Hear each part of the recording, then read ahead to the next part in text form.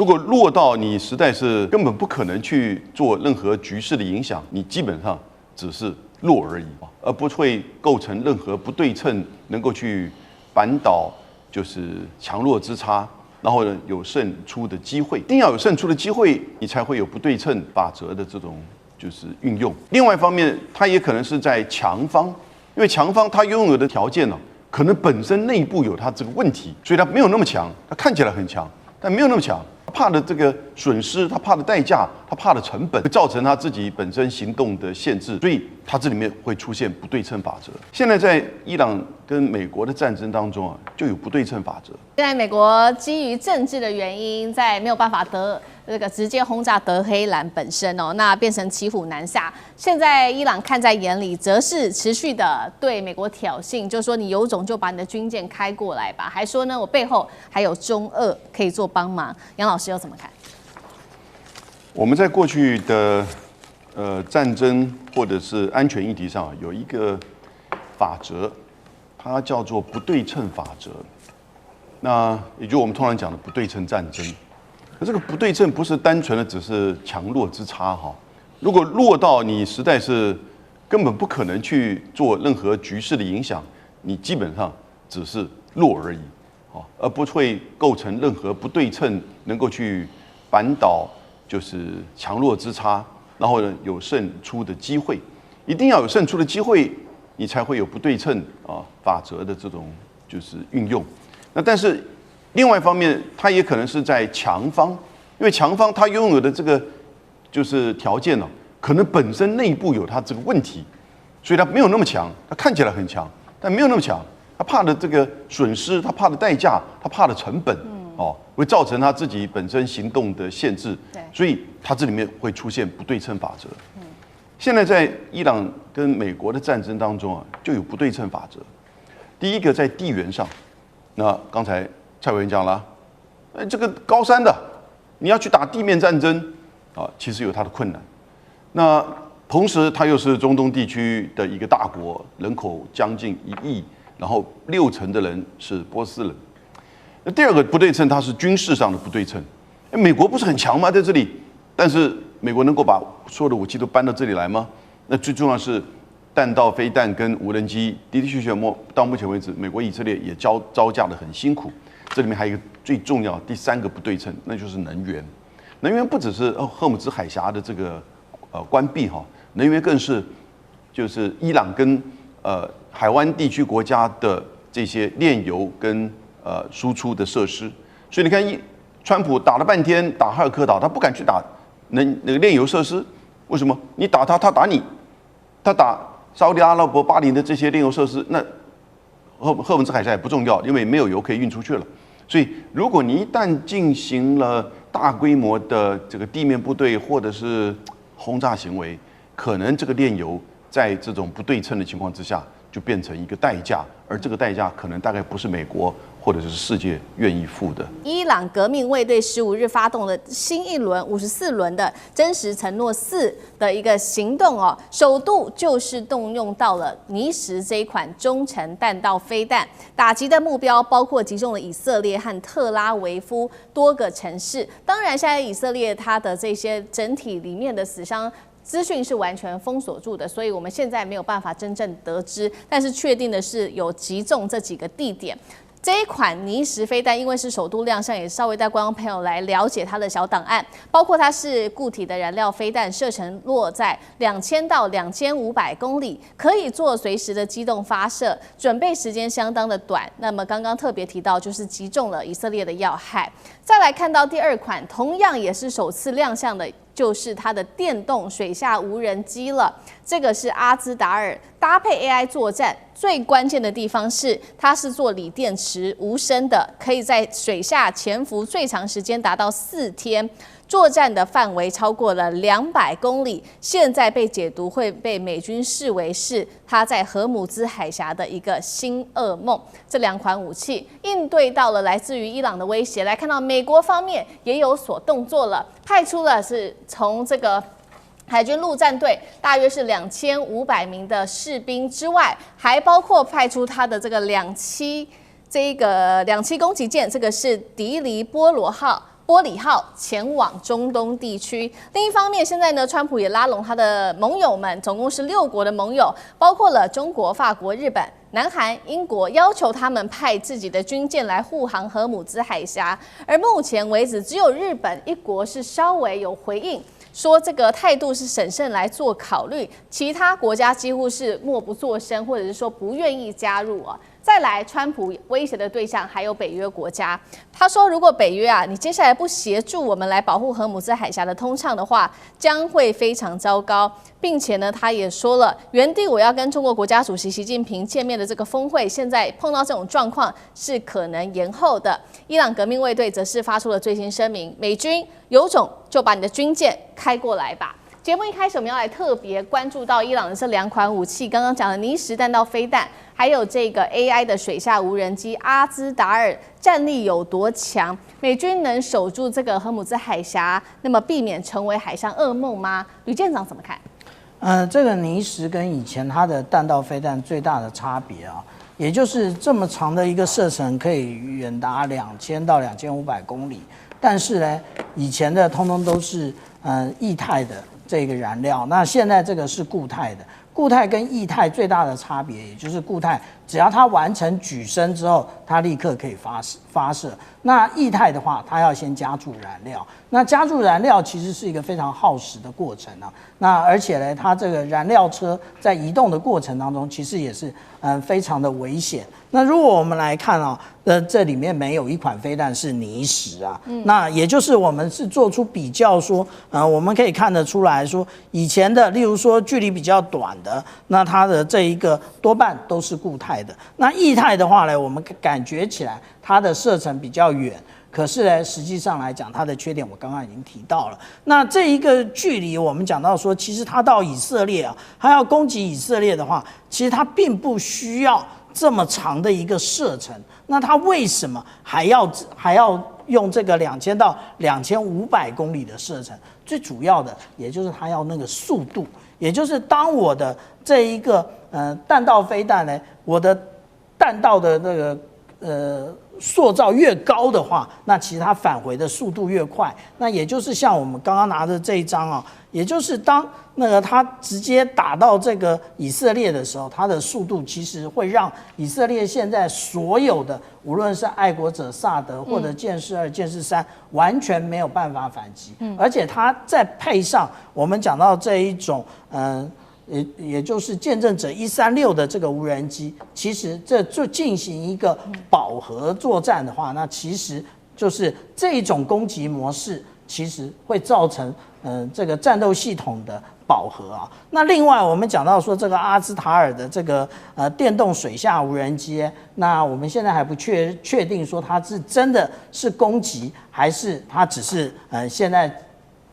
拿出照片来做一下这一个进行认知作战，让大家觉得害怕。为什么我这么说呢？因为如果说我们来看一下它的这一个型别来讲的话，现在大家都拿 AI 来说事啊，大家都说 AI 怎么样，可是 AI 它需要学习，那它需要蒸馏，那它才知道这种攻击模式是什么。那如果我们来对比啊，说之前这个在泰国的货轮被打到的这个状况，因为它有比较清楚的照片，我们可以看到它的尾部的照片，它在水线之上，可见它不是被这一个水下无人机打到，因为如果是水下无人机命中的话，它的洞就在水下啊。那而且呢，那为什么会打到这个位置？其实如果我们仔细的看啊，这个流体力学来讲，它到达这一个车叶这个部分的时候，它会有一个上扬的部分，那是因为车叶的旋转造成的一个吸力啊，所以它会直接撞上这个。那它撞上车叶或者是舵轮的话，实际上来讲也瘫痪了它的可能性。那我们刚刚讲到说，有关于这个阿兹塔尔，那当然我们对于伊朗啊，不能够太为小看它，因为其实它的大学或者是它的研究机构，而且凭借着它被这个经济封锁这么多年了，它还可以有现在的这种打法，平均一天发动3次的攻击啊。那如果这个的话呢，它必须如果我们讲说一个水下无人机，它要能够成功的攻击，除非是它在空中有这一个无人机的配合，不然的话，它就要有非常完整的，无论是在声学或者是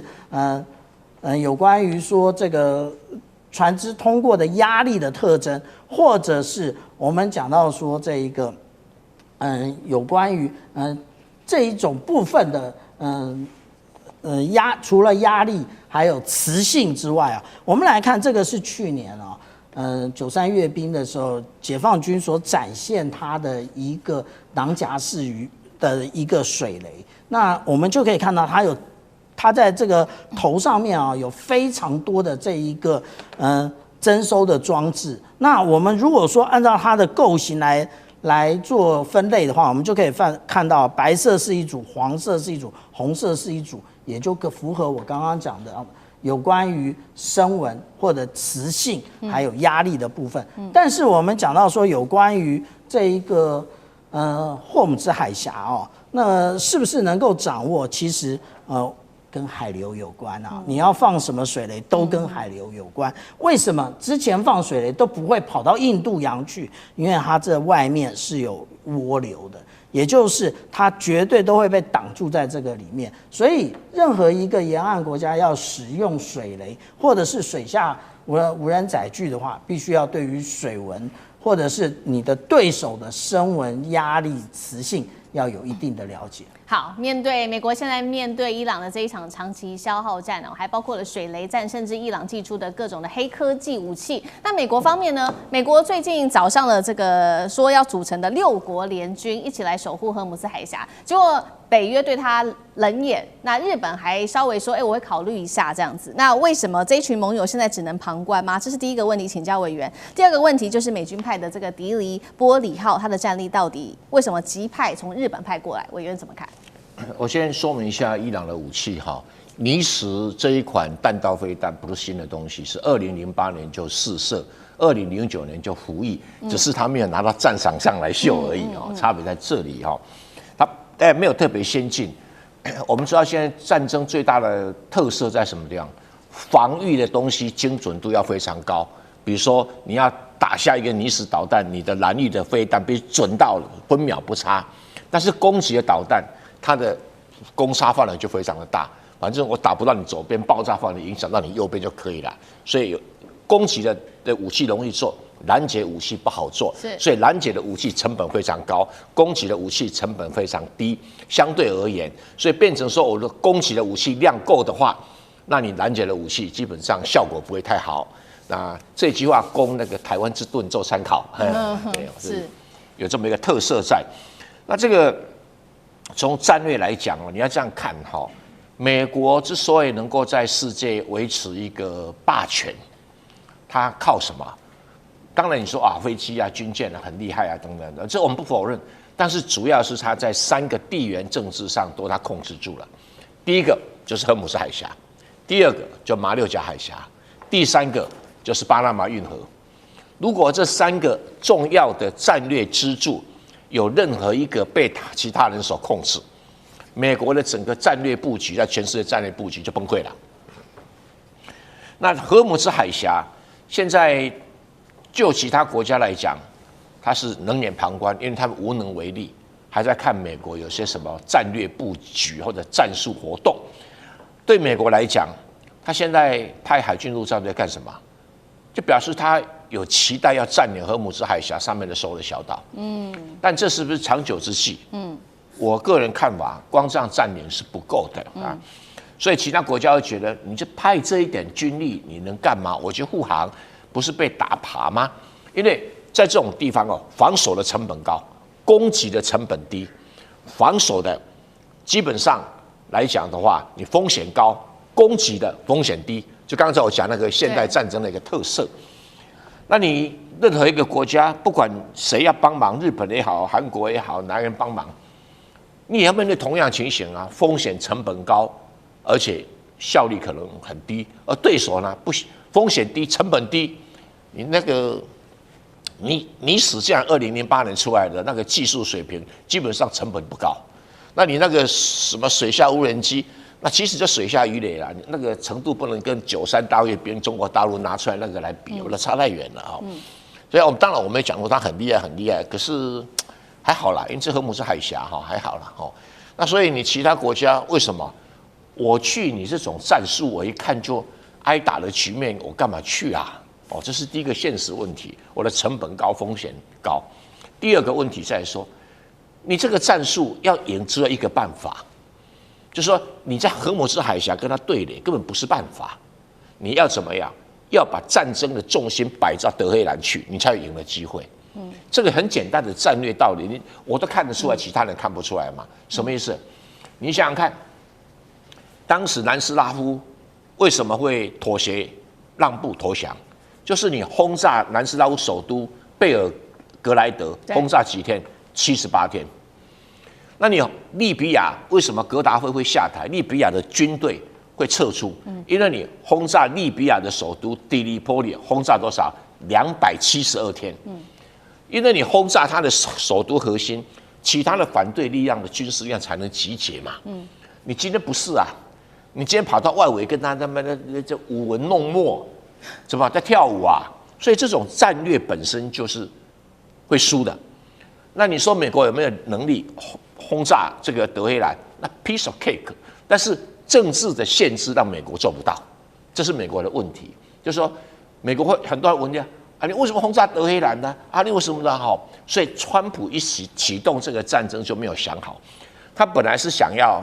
捡便宜，就是我把你哈米尼炸掉了，革命卫队领导炸掉，国防军就会起来政变。哪知道他一直呼吁国防军接管政府，国防军不敢。为什么？你就凭这样一次轰炸就能够使革命卫队退收？那是不可能的。他的规划者从来没有去想过，比那个利比亚的能力比德黑海还差他都轰炸272天啊，那你贝尔格兰都还轰炸78天那你德黑兰这样怎么可能？所以要让伊朗从荷姆斯海峡撤退，必须要对整个伊朗进行空前未有的大轰炸。那如果你美国做不到这一点，那你政治上的限制，让你不能做。他其实不是军事能力绝对做得到，他只是现在政治上不可能让他做到。那做到的点就是说，让伊朗到达了什么？这个所谓斩杀线。伊朗的经济、财政，还有他革命卫队的实力，在什么样轰炸条件底下会掉到斩杀线以下？那你这个时候伊朗才可能从荷姆斯海峡退。所以你没有这个条件，只是要去荷姆斯海峡做一种防卫作战，那稳输的，那稳输我干嘛跟你赌呢？那如果你看他稳赢了，我跟你讲争先恐后啊。这场战争现在中国真的出手了吗？我们今天要来看到的是伊朗他自己说的底气来自于哪里呢？就是来自于中国大陆跟俄罗斯的军事合作了。等一下一起来关心俄罗斯跟中国大陆各提供了哪一些武器。现在根据了解，初步有包括了速35、北斗等等，掀起全面反攻。今天会一起来做关心。好，川普一直在说呢，这个伊朗已经彻底被我们击败了，但是怎么样，大家看都觉得到现在啊，伊朗都没有任何投降跟停战的可能性。主要伊朗的底气来自于哪里呢？其实许多的专家都在分析说，就是来自于中国大陆跟这个俄罗斯给予他的底气。伊朗外长自己这样说的，他说俄罗斯跟中国是伊朗的战略的伙伴。那么德黑兰现在目前呢正在接受两个国家提供给我们的军事的合作。那这当中我们特别来关心到中国提供了哪一些，那么俄罗斯又提供了哪些呢？中国大陆的部分提供的就是北斗卫星，给予它更高的一个精度跟稳定度来做打击，让这个飞弹的攻击可以更致命。再来看到是俄罗斯，根据乌克兰媒体的说法，长久以来秘密提供伊朗它的战机，这当中包括今天看到2款像是雅克130教练机，另外还会再交付的就是它的速35战斗机了，将会大幅的提升伊朗它的空军战力。所以节目一开始要特别请教吕舰长，中俄未来还可能提供哪一些武器？那么也来分析一下，包括了北斗跟速35对于伊朗战力有多大的提升？我们现在所看到的，例如说见证者136，或者是刚刚讲到的尼什飞弹，为什么这么样的精准？其实就是来自于它的定位系统。那它的定位系统呢？那当然它用的不会是 GPS， 因为美国它会适时的在交战区把这一个一般民用的 GPS 的这一个码，它的误差变得更大。那美军自己使用军码，那它的这个误差度大概也就是甚至在30公分到50公分这么短的一个距离啊。那但是如果说我们来看看，如果是换成北斗嘞，我们现在可以看到在各位观众左手边的这个是 GPS 的星座，那在右手边的这是北斗的星座，我们一眼就可以看得出来，其实北斗它的数量是比 GPS 来的多的。而且它的轨道有非常多的多样性，也就是如果我们来看GPS 的话，它都是在中轨道。那这中轨道呢，一般来讲，也就是我们讲到说，在这一个20200的这一个轨道上，这是 GPS 的轨道。那但是呢，同样的北斗也有这个轨道，中轨道。那北斗用的是21500公里的轨道，其实是有一点差别的。但是它还有另外2种轨道，其实这2种轨道其实也就是我们一般所谈到的，也就是同步轨道。同步轨道呢，其实一般来讲，只要有3颗星、3颗卫星，就可以完全的包覆整个地球。那它为什么需要这样做？因为这样做它可以提供的精度以及它的覆盖率更为全面。那我们刚刚讲到有关于 GPS， 它一共在轨的大部分是30颗星，可是一般来讲，它可以提供讯号的约略在24颗左右。那以北斗来讲，北斗其实就是完整我们刚刚讲的35颗星，而且呢，其实北斗当初它的设计，它大部分的改变了，就是说它的频率使用部分，它尽量避免了跟这个黄色的 GPS 相同。那我们看到北斗是粉红色的部分，我们看到北斗的粉红色的部分几乎都没有跟 GPS 重叠，为什么？因为可能 GPS 也具有干扰的功能啊，那这也是我们讲到的部分啊。那另外，其实北斗还有一个非常重要的功能，也就是它可以作为一种差分式的定位，也就是它有个固定式的一个标杆可以进行定位。其实 GPS 也有，但是 GPS 呢，它的这一个数量比较少。那对于北斗来讲，它全球覆盖有100多个这种标杆。如果说有标杆的话呢，它的这个误差可以小到只有10公分。那我们来看我们常常讲中国大陆，无论是百度或者是高德地图那其实它的这种都是使用北斗的讯号，那我们就可以看得很清楚例如说，以这个讯号而言，它其实还搭配了这一个也就是互联网的部分，所以我们可以看得到说，如果使用高德地图在中国大陆的话，它可以帮你倒数你的红灯还有几秒钟，倒数3秒的时候，它也会告诉你准备启动。那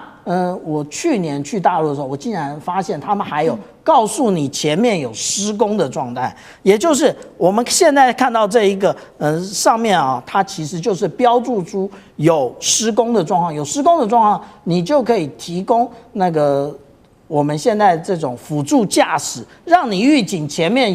有施工而不去撞到。那它其实它的原理很简单，它就在这个警示灯上面，其实就发送了讯号，然后你的北斗接收器就能够接收。那至于说我们讲到这个苏凯35的部分还没接收，那也就是目前没有战力，只能够等到未来下一次可能发生的战争才会使用。好，这个是伊朗接收到来自于中国大陆跟俄罗斯在军事上面的援助来自于媒体最新的消息。那另外一方面，现在呢，这个美国则是看在眼里，他现在也开始调兵遣将到中东地区去了。首先派的就是2500人的一个本来驻派在冲绳的第31陆战队远征队，然后呢还有再派一艘是迪黎波里号它的2栖突击舰前往中东，目标直指就是伊朗在荷姆兹布设的水雷跟夺岛据点等等。那现在大家在关注美军到底接下来会不会发动地面战？再来就是说，这一支陆战远征队它是大有来头的，被称作是美国的911部队。2001年曾经进入到阿富汗的最前线去打仗。那除此之外，美国还除了刚刚我们讲的从日本调派兵力之外，还从南韩调回了包括它的这个萨德跟爱国者系统。前往中东去做支援。现在来自于《纽约时报》做的最新分析，他说呢，美国做这些动作代表的意思就是亚洲不是美国的最新的最优先战场，这是第一个讯号。第二个讯号就是中国影响力提升。接下来会提升。第三个就是各国不能单靠美国的武器来做撑场了。所以先请教杨老师怎么看这个部队的意义？第31的陆战队远征意义，美军抽兵力从这个亚洲往中东，代表的意义又是什么？他比较在意中东吗？老师怎么看？我个人觉得，现在美国、以色列跟伊朗打的这个战争啊，如果再持续下去，扩大甚至到地面战，我觉得这就是美国的霸权帝国衰退的一个里程碑了。过去从阿富汗战争到伊拉克战争，我们就看到在中东地区，其实美国就不断的在这边被牵制，然后呢，搞得人仰马翻，结果呢，没有任何在这种帝国战事上的成就。那相反的，它反而是展现了比较单边的帝国主义式的这种入侵。这一次呢，其实从就是国际秩序而言，它的攻击，一方面你都跟人家在日内瓦谈得这么清楚了，结果呢，马上的进行斩首，所以也没有当然任何的证据或者是联合国的授权，所以我是觉得在它的军事以外，我们先讲哈，美国的领导在这一次显现的太骄傲了，而且太自以为是，这就是霸权一个最严重的。第二个，他的国内是太分裂了，他的国会的投票完全按照政党的这种对立来投票啊。那我们知道，启动选举之后，这个可能会变。第三个呢，就是他的盟邦啊，现在完全都不跟他一起了。澳洲已经第一时间跳出来说不会派军舰到赫姆兹海峡。那接下来这军事呢？你的战略目标不明，然后你的战术又被动，你现在派任何的部队，其实你再经过轰炸或者是地面的战争，以伊朗这种9100万的人口高原的地形，然后它可以破坏整个区域的这种石油设施，其实它就跟你基本上玩这种所谓的就是这种所谓的这种零和游戏。那美国自己本身大概玩不下去，所以他到一定的时间，他做这个停损点的时候呢，等你真的如果搞下去，你再做停损点，其实到后来损伤最大的是自己，还不如干脆在这个3月底以前哦，赶快就是自己宣布胜利，停火、停战，然后你去看伊朗怎么办？他会继续打个3天5天，他也大概会停下来，那就进入到冷和的这种状态，这是以前伊朗跟美国的、跟以色列的这种情况。那这样子至少双方都有机会去喘息，然后不会把事情恶化。美国不会在这个问题当中把自己的霸权的地位给赔进去，赫姆兹海峡慢慢的也可以恢复。是好，那另外一方面呢，其实我们也来看，那针对于未来有没有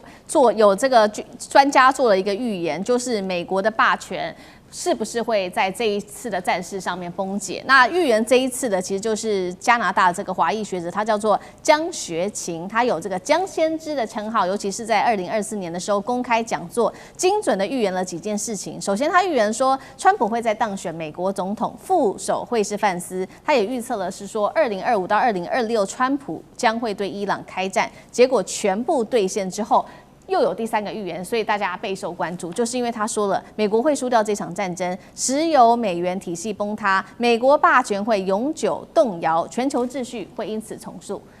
委员怎么看？这些所有的预测当然是很有趣了哈。不过江学勤先生哈，他是那个耶鲁大学还是牛津大学部毕业的，然后在北京大学的附属中学里面教书啊，他教的课就很有趣，他教历史的啊。他本来是学英文，后来教历史啊。那教历史啊，他很喜欢用历史来揣测未来。然后他的框架是谁呢？用谁的框架呢？他的框架不是他自己发明的，他的框架是波士顿大学教授，一个在美国非常有名的叫 Isaac Asimov 啊。他其实是一个科学家，他不是历史学家，但他写了很多这种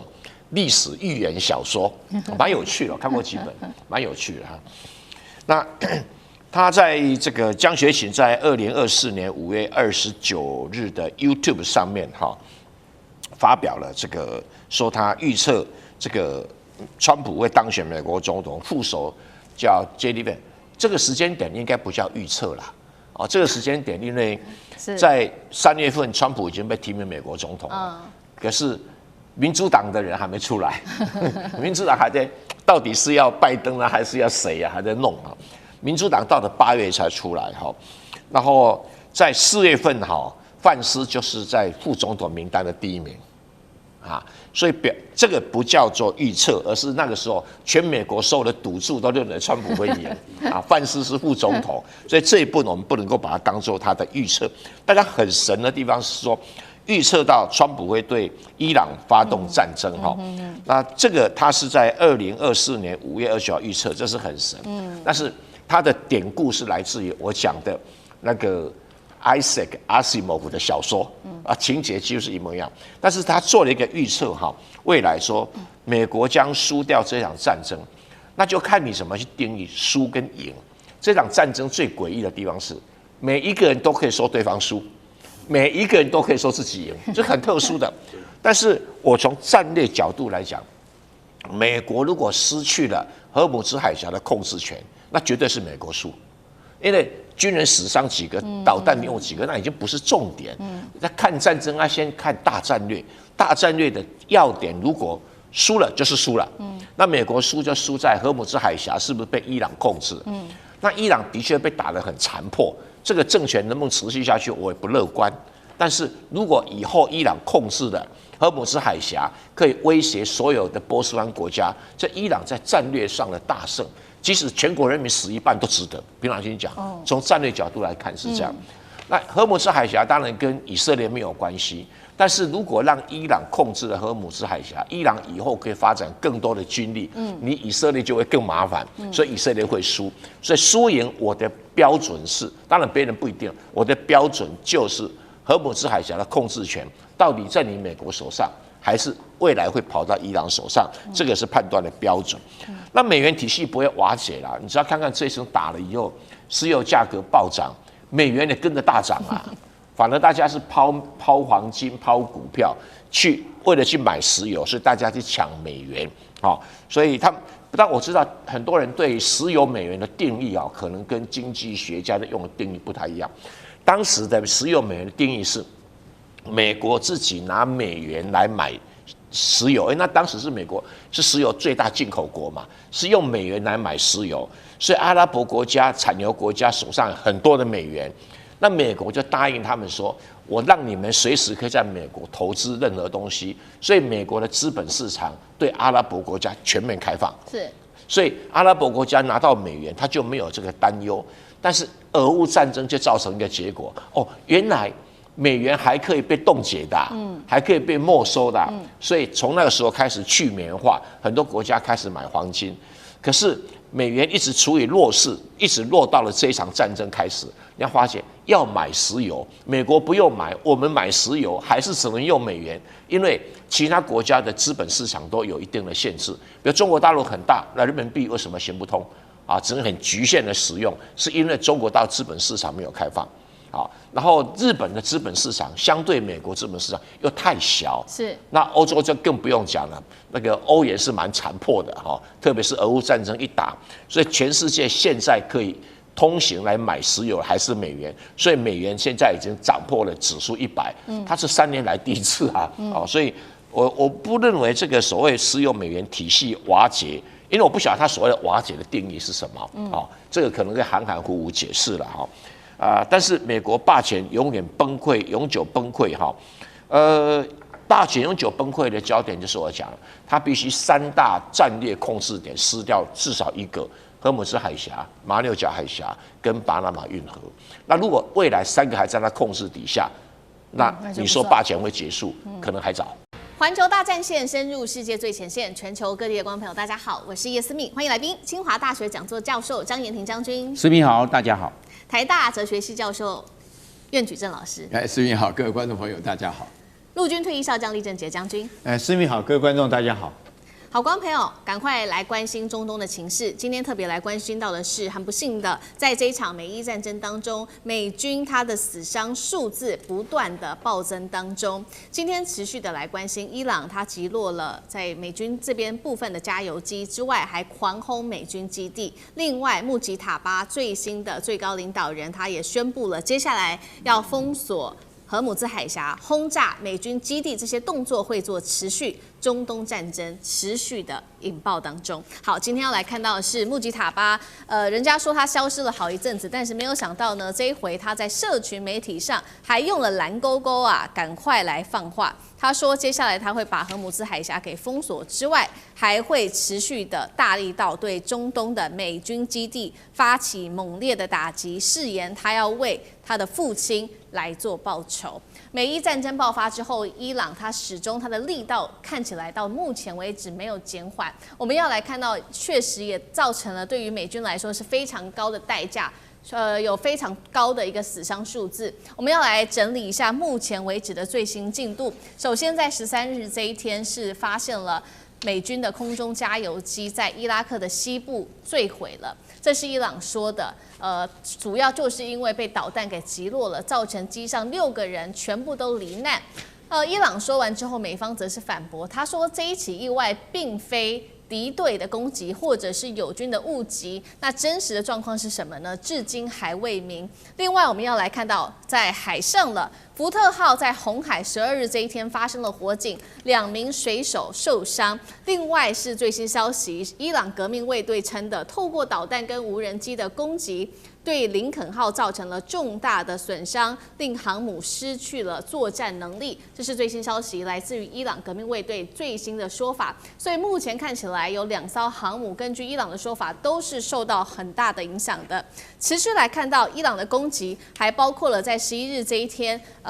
狂轰了美军在科威特的基地，发射的是2枚的飞弹，美军超过140个人受伤，当中有8个人是重伤，非常的严重的，包括了造成了脑外伤，还有弹片伤、烧伤，有人还需要截肢。另外，伊朗的无人机也袭击了科威特这边的美军设施，初步的统计有6人死亡，多个人受到重伤。我们要来持续看到，除了真的有许多人伤亡之外，针对于这些油轮、海上的油轮，伊朗则是使用它的炸药船袭击伊拉克的水域，2艘美国的燃料油轮烧了起来，造成1名船员死亡。再来看到海军基地在巴林的部分，就是主要是美国的第5舰队的所在地，这边的海军的基地也被摧毁，它的关键设施，美军的战力现在也都受到了影响。再来看到的是来自于战场上的军人，美军是这样形容，他当时参加了这场在科威特的战役，他回忆当时的状况还是余悸犹存的。他说，当时的掩体外浓烟四起，火光漫天，场面疯狂混乱。他被弹片击中之后，脾脏受损，手臂、脸都受创了，脸部神经损伤到现在都难以微笑。他说，正在努力的治疗，并且恢复当中。川普最新发文，我们带观众朋友来看到，他说美国正在全面的摧毁伊朗，扬言今天等着看这些疯狂人渣的下场吧。他还说，身为美国第47任的总统，能够杀死他们是一种莫大的荣耀。这是来自于美国总统川普的最新说法。好，我们先来看到这个是空中加油机被击落所代表的意义是什么？美军在中东的空优远程打击，难道受到重创了吗？张将军怎么看？我认为这是个单一事件，但是从单一事件来知道，美军在这方面的风险管控是出了一些问题，应该是这个样。因为空中加油机 KC-135哦，它有3个是要固定的，这3个刚好也是它的短板。那伊朗今天它的突击队或者是它的特战部队、特工部队，如果出动的话，布置得好哦，可以撂下几架。第一个它起飞的时候是低空起飞的时候。要爬高到5000公尺，也就是15000英尺，这是它短板。因为这是监射式的地对空的飞弹，可以把它打下来。那上面载满了油，它可以载多少油呢？载60公吨的燃油，相当多，就是60公吨在11万公升呐。那因为油比水轻，然后这个时候它是固定的机场，因为 K713我要给空中加油机加油，然后再去执行空中加油，这个有相关的设备，不是每个机场都有，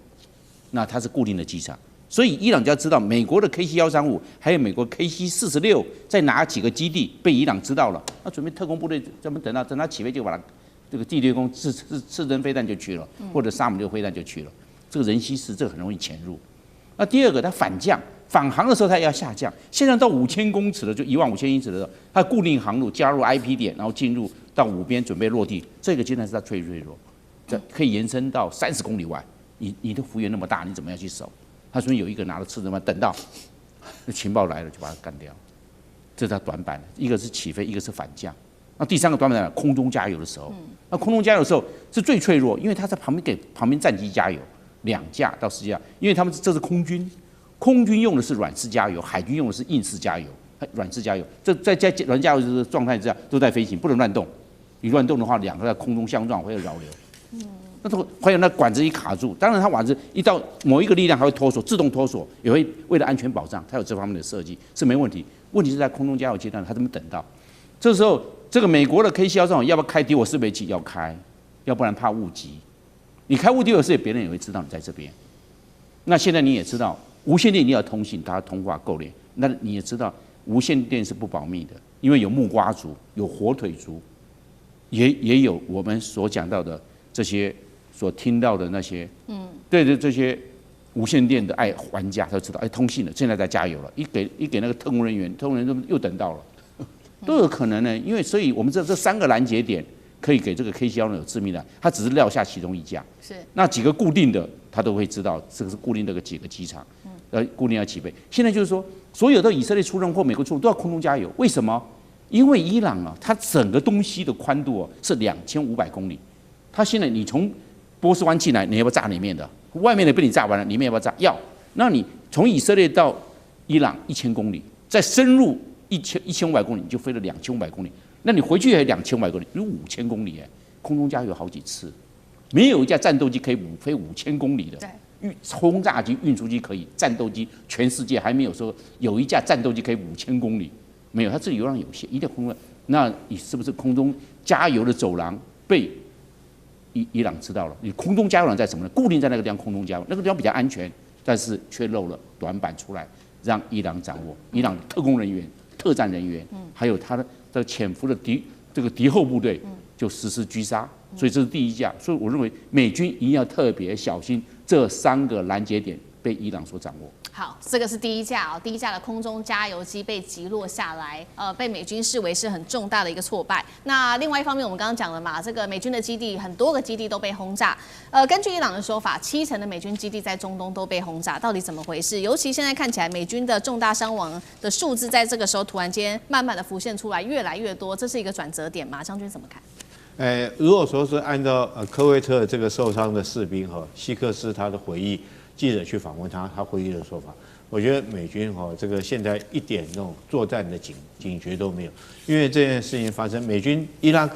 以色列是在2月28号主动对伊朗发动攻击嘛，那你已经对人家开战了，你这些士兵怎么在这个你的基地里面一点防备、一点那种战情、一点敌情观念完全是没有。按照他的叙述方式是什么呢？他在那边，他看到先是听到声音听到有飞机的声音很大声过来，然后他抬头一看，他看到有一架飞机往他们这边冲过来，紧接着就爆炸。那我们从他的叙述里面，我们第一个知道，这美军在科威特基地，他们把它当度假。他们之前认为说到中东去是在度假，那边是很舒服的世外天堂，比在美国本土还舒服，所以他们完全没有那种战备警觉，那仗都已经开打了，你们居然还在这边一点这种钢盔也不戴，然后防弹背心也不穿，然后还在那边跟在度假一样，那到底被袭击的当时，你们究竟是在喝咖啡还是在怎么样不晓得但是照他所叙述的，并不是在执行战备任务，这是第一个，我觉得他没有敌情观念。第二个来讲的话，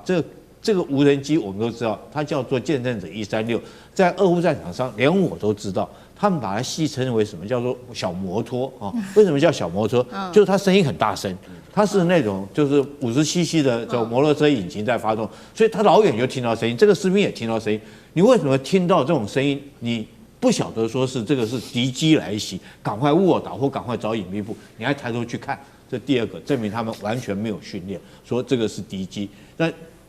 第三个，我觉得这个你既然是美军的基地来讲，你这种飞机不是打不到，它时速只有100多公里，是很慢的这种速度。那你如果说是用50机枪的话，你都可以将它打下来，不是说不能打下来的。你不要说用导弹啊，这个依照我们陆军来讲的话，像这个时速100多公里的，我们陆军以前有一个叫做对空监视哨，你知道吗？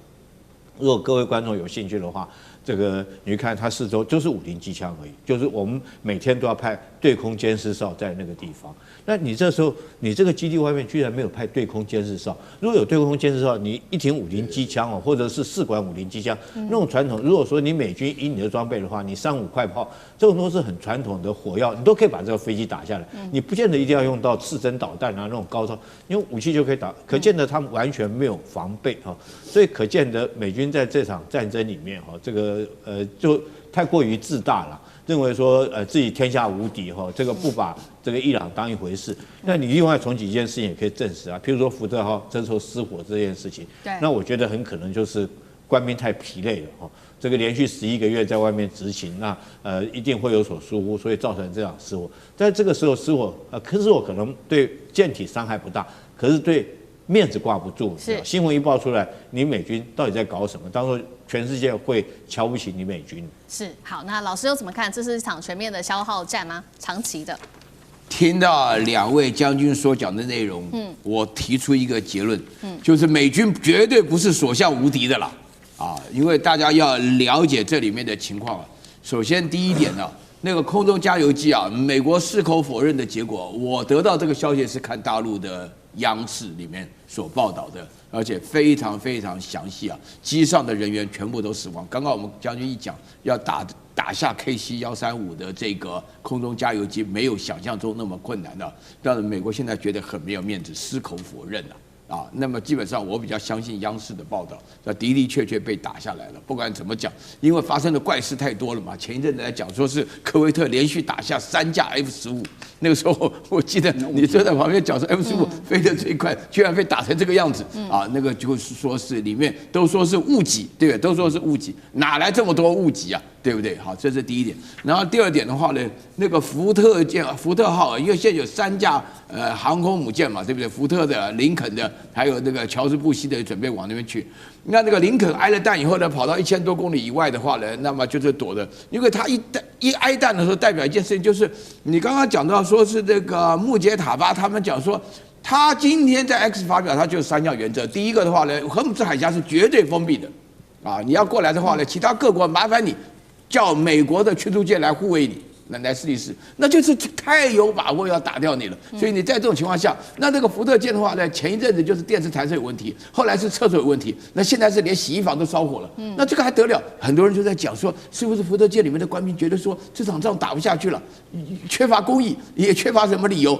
是不是官兵自己在搞？原来厕所搞不通的时候，就会觉得我们大家都有经验，厕所让不通，你把东西丢下去就不通了。所以在这种情况下，然后第3点的话呢，我是觉得说是那个美国现在，因为我今天看到那个希克斯在讲到那个科威特的那个兵虽然我们刚刚厉将军讲得非常清楚这一点防卫意识都没有。美军到中东去当兵，纯粹他自己讲的就度假。我小的时候看到美军我9岁的时候美军才走美军在台北真的跟度假没两样，你知道吗？我家里一个朋友，他个房子租给美军那不得了我跟你讲，美军的生活简直是糜烂不堪那大家会注意到，因为他们生活好，有钱嘛，对不对？生活水准高。可是呢，在这种情况下来讲，你到了科威特，用度假的心情来面对一个惹到这个穆杰塔巴这种家国仇恨这么深的圣战，请大家记住对于这个伊斯兰教里面的什叶派教徒来讲，把这个哈梅内伊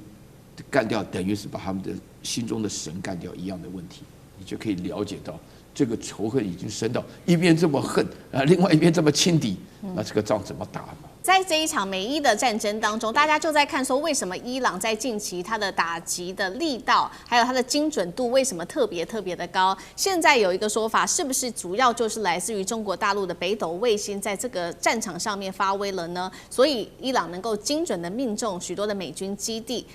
另外一方面，我们来看到穆吉塔巴也就是这个伊朗最高领袖，现在也发文说要号召圣战。还联手谁呢？真主党来一起打残以色列的铁穹，被真主党给打破了他的神话。我们等一下一起来特别做关心3个火箭话题，我们等一下请来宾帮我们特别做解答的。伊朗再发动了另外一轮的真实承诺，这一次呢精准的狂轰了美军基地，是不是跟中国大陆的北斗卫星有关系？来自于伊朗的说法说，美军的中东据点有70%都已经沦陷了，真实性如何呢？再来第2点，我们要来关心到的是黎巴嫩真主党，他只靠了火箭弹就打破了以色列的铁穹神话，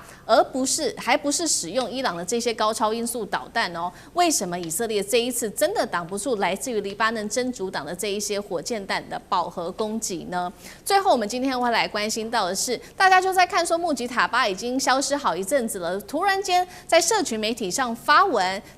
但是他还是没有现身的，是真的受伤了，还是战略上面一个做表态呢？他是想要吓美国跟以色列，还是趁机做内部的动员？今天就这些议题，我们会一起来做关心。我们先来看到伊朗的精准打击哦，这一次真的是打中了许多的美国在中东的基地，这当中包括了在卡达乌代德基地等等，还有苏丹王子空军基地，都是伊朗的目标。他们说70%的美军中东基地都已经受到了摧毁。北斗卫星真的有助攻吗？我们要知道的事情是在使用北斗卫星之前，伊朗在去年对上美国的12日战争的时候，当时还是用美国的 GPS 的，但是没有想到在战场上面受到美国的干扰哦，所以他现在决定要全面转向使用北斗卫星了。那现在我们也来看看北斗卫星跟 GPS 的比较，为什么现在伊朗反而比较喜欢北斗卫星？先来看到它的数量，北斗卫星有45颗 ，GPS 只有24颗，其实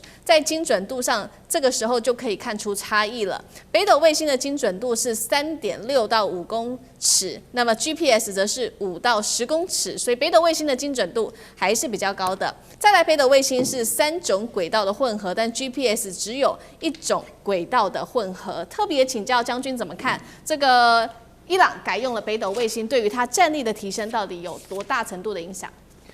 当然这是很明显的，伊朗的不管它的无人机或者是它的导弹，它的导航其实道理都是要用这个卫星来做导航先输入它要攻击的目标坐标，然后借着卫星来做导航。因为以伊朗现在的军事能力，它可能没有办法做遥控，包括它的现任的无人机都是这样。所以它一开始输入一个目标以后，借着卫星导航，它自己飞机就去攻击它，并给它定的那个目标点，它在做这个攻击。那为什么这次的北斗卫星它会比 GPS 要好用，更好用？第一个，它的不容易会被干扰到，这个很巧妙。你知道为什么北斗这个 GPS 美国没办法去干扰北斗卫星嘛？那反而其他的大家都可以去干扰这个 GPS， 反而美国不可以去干扰北斗，因为他们所用的频谱那个 GPS 先发展出来嘛，所以它用了很多的频宽，几乎它都占满了。那北斗只能用从中间的，它没有用到剩下的频宽，由北斗来用，所以北斗变成在利用这些频宽剩余的空间价值。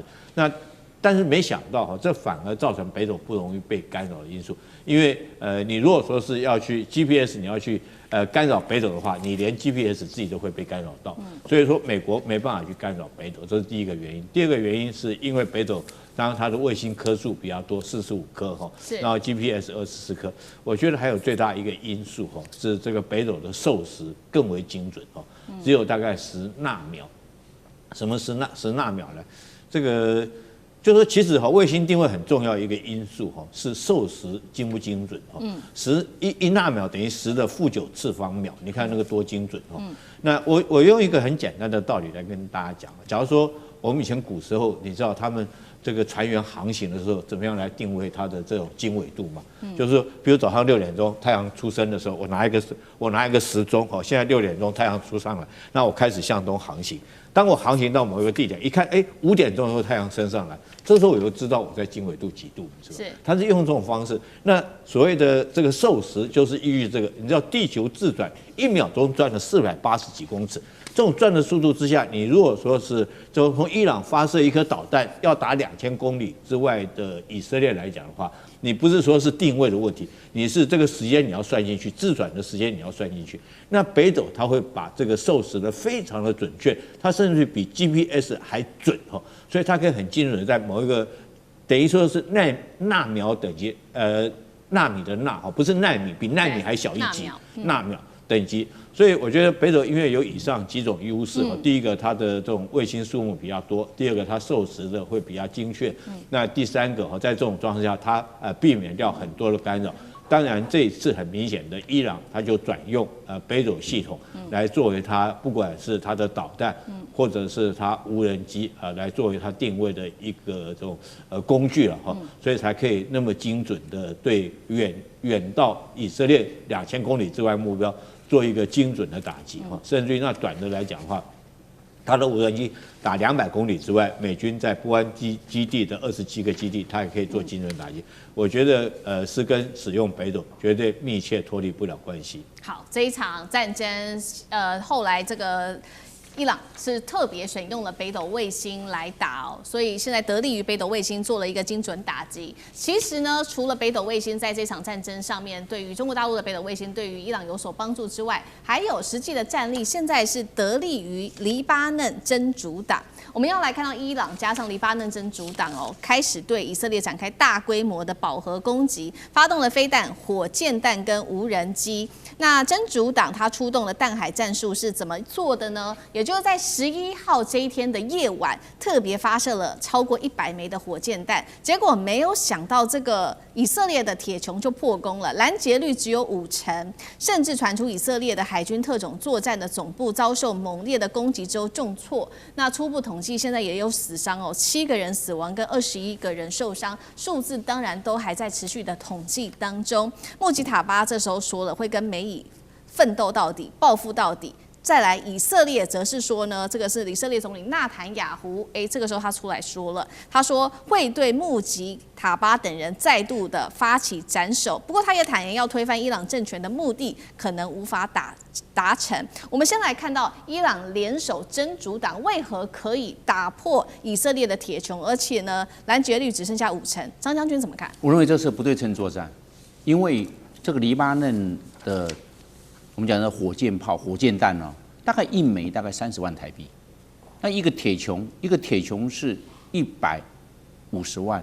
你拿150万去打这个30万的，你看看你，所以你还不能拿1枚来拦截嘞。有人说拿2枚或者3枚来拦截它，因为怕它有漏网之鱼。你要知道全垒打王啊，全垒打王，你看那个所有棒球的全垒打王最厉害的，经常被三振，所以你不一定拦截得到那你这样子看，他30万的，你拿150万乘以3，450万去打这个30万。以色列就是我们讲到的，就是不对称作战。以色列付得起这个钱，但是问题是代价太高。他拿那个一个破，就好像你一个破烂车，结果你拿的是1000万豪车，2个去对撞，他破烂车反正他也不要了，但是你的1000万豪车没了，你要不要这样赌？就是所以他们打的是不对称作战。以色列应该搞清楚，这是不对称作战。他花了火箭，你还不能不拦截，不拦截真打进去死了人，这个找谁？那所以我们知道，这个大量的打火箭弹，黎巴嫩真主党大量消耗以色列的铁穹。当然，以色列会不会用爱国者？不会，太贵了。也会用剑2跟剑3的反弹飞弹，也不会。会用大卫投石所也贵，最便宜是铁穹，那就拿铁穹来拦。但铁穹也贵啊，1枚铁穹也是150万啊，是这个样啊。因为拦截就是贵。是。然后我们看伊朗是怎么样？为什么叫黎巴嫩真主党一定要动？这就叫战略牵制，不然让以色列一直打我受不了，你就牵制他，就对他发射火箭弹，对这个以色列，就是以黎边境啊，黎巴嫩跟以色列边境，你就是发射就对了，反正你便宜。你越发射以色列越亏，而且以色列的这些防空警报发放，一定要发放啊！你不发放，万一打死人怎么办？大家马上就地避难，是要这个样。所以今天这个伊朗被打，他一定会动用这个黎巴嫩真主党跟在南边的红海南端的我们讲也门的胡塞组织，这2个一定会动。只是说也门胡塞组织因为没有船经过，又有船经过的话，他又拿翘了，是这样。然后我们来看呢，那这个。以色列的这个铁穹系统啊，消耗会很快，问题出在这个地方，但是补充很慢。你要做飞弹，做这些的飞弹没有那么快的，那你就是暂时消耗很快，跟美国的目前状况一样，赶快调拨这个爱国者飞弹从韩国，为什么消耗好快啊？我自己不够，赶快调拨啦。以色列会遇到这个状况，只是以色列不能讲，因为一讲的话，整个以色列的心防会崩溃，不能说，反正尽量拦截就对了，因为不知道能够打到什么时候。这个战略牵制跟这个洗脑会发生一些功夫，但是我们知道这个以色列可以撑得住，但是问题代价太高。它的这些高价的设施会被摧毁，它的高科技会被高科技的设施，甚至呢我们叫雅虎啊，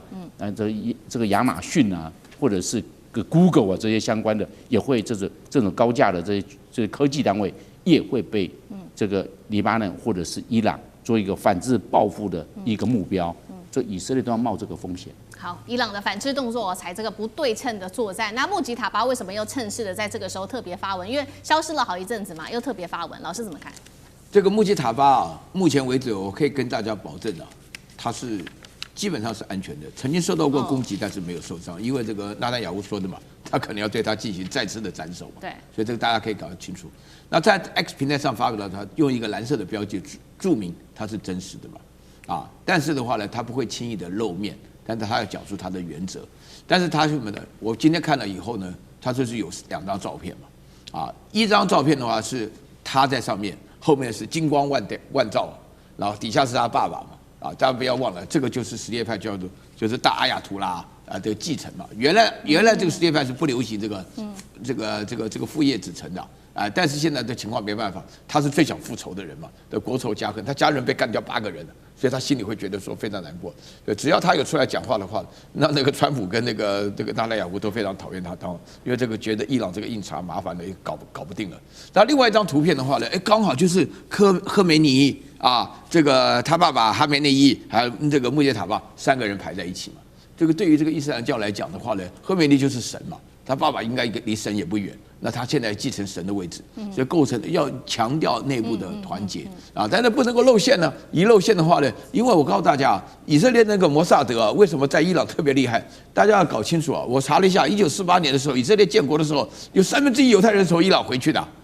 哎呀，全世界的犹太人很多那中国的河南开封有犹太人我都搞不清楚。我在看网络的时候，发现开封的犹太人很爱以色列那莫名其妙，这个过了1000多年了，他们很爱以色列，戴那个小帽子在里面祷告什么的。那这个说明了一件事情这个以色列的间谍特别厉害，就说你现在长得一模一样，对不对？搞不好还当将军呢。所以说在这种情况之下，以色列摩萨德当然厉害，所以说伊朗就必须要小心一点了，对不对？然后这一阵子的话呢，难得。但是他这个儿子就是这个穆杰塔巴，他宣布此次为圣战，对那这个就没有回转的道路了伊朗来讲的话呢，鱼死网破。所以你刚刚问的很多问题就是说那个一个不要命的，那个光脚的不怕穿鞋的，他就跟你打到死活为止就我就是不活了。我记得这个伊朗现在打这种战争，有一点点像我们原来抗战的时候，突然激起全民抗战意志的时候，一寸山河一寸土的那种感觉，那种气势慢慢出来。虽然伊朗比起咱们这个命运比起来，我们这个中国人命运算是好很多，但是他目前面对的一个亡国灭种的一个压力，它确实是非常非常大的。所以说有这个领袖这个叫做穆杰塔巴，就是要引导这个伊朗的发展。